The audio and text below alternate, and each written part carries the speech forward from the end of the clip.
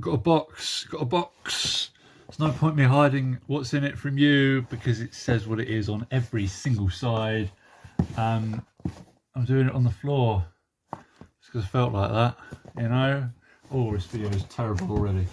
Oh, it's a big boy. Scrunch, scrunch. It's an unboxing. Call that box Oh, well, oh yeah, all right, yeah, he's a bit big. Oh, it's the GRIMLOCK that everyone's buying, isn't it? Oh, it's this big compared to my head. Yeah, oh, flipping hell. It's actually really quite heavy, and like I wasn't expecting him to be that shiny and stuff. Oh, blimey. Oh, mate. Parodie de la justice. Now, I'm probably going to talk about how I feel like this figure was designed for Kingdom. You know, I mean, I can see already, like, he's got loads of ports all over the place, you know. I'm checking out this bit of his neck on the picture, and it doesn't actually look like that, does it, the actual thing? Because, of course, he didn't look like that in the cartoon, in the film, so they painted it all over.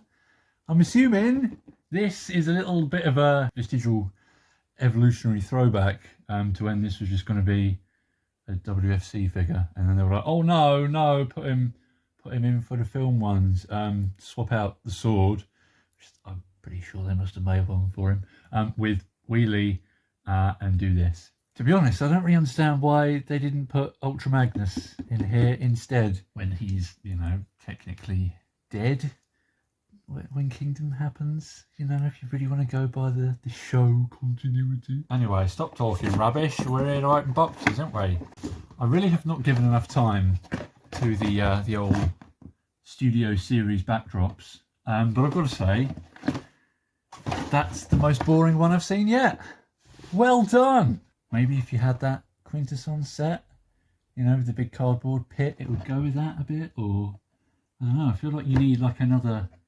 You need to make like a shelf up here, sit all your Sharkticons on it, and I don't know. It's just guff, really, isn't it? 80s techno guff, that's what you're here for. No, because what we're actually here for is this. Oh, yes. Let's get this little goblin out of here first. A small, peach-coloured fiend. I'm not going to pretend that I care enough about Wheelie to want a properly movie-accurate transforming, fully posable figure, but that's a bit cack. But again, it's like, I say that, and then it's like, well, I realise why. Because, you know, really, no one likes Wheelie, do they? No one likes Wheelie. Clearly, even the people at Hasbro don't like Wheelie enough to give him proper treatment. Yeah. Oh, mate. But he's got his slingshot. His face is well done. You can just sort of squat there for eternity. Oh, mate, your thighs must be sore as hell. Now on to the actual thing you paid 50 quid for.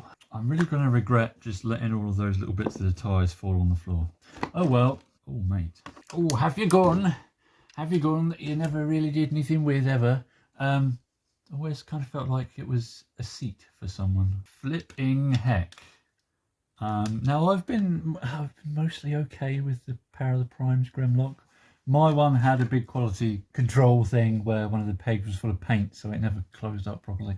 But wow, okay, this is very nice. Oh, Click is not dead. Satisfying girth, beef chonk. Now that is a leader figure. Oh yeah, I mean, I'm not one to complain about them being kind of small these days. I've got Studio Jetfire, and that thing's flipping enormous. And it's, I suppose, nice to see that here we go with a proper Big Generations boy.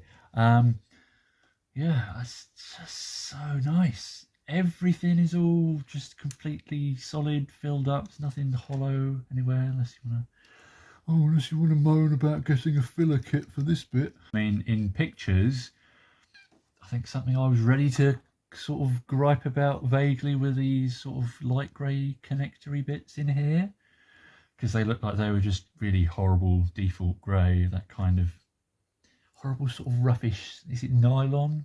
Those bits, like the bits on Studio Jazz that are just off colour just enough to make you notice and be kind of annoyed, but they're not. They're kind of just nice. They're kind of silvery. That looks all right. And lots of people take this dark cover off of his chest. I don't think I'm fussed enough about that. You can at least still see there is a badge under there, but I don't know. Maybe it is obscuring some detail, but I think it looks quite nice. It's a good effect. I'm not a massive Grimlock fan, but I would normally kind of go for the red eye toy accurate look. But I've got to say, the blue in there.